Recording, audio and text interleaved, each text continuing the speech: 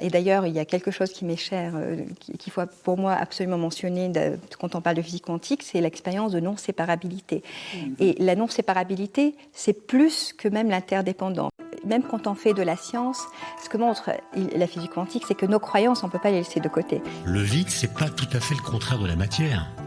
Mais pour moi, c'est difficile de croire que l'amour ne résulte que de courants électriques et chimiques dans des réseaux de neurones extrêmement compliqués. Vous, pareil, vous établissez un parallèle entre la démarche scientifique, la démarche bouddhiste. Enfin, l'un n'exclut pas l'autre, finalement. Le corps est vide en ce sens que, non pas il n'existe pas, mais il se transforme sans cesse, donc il est vide de substance, propre et permanente.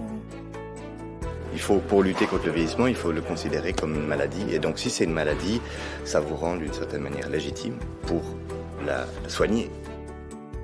De couper les choses en domaines, ça c'est seulement dans l'esprit de l'homme. Le vide quantique, c'est le prologue de la matière. La vérité ultime n'est pas comme cela.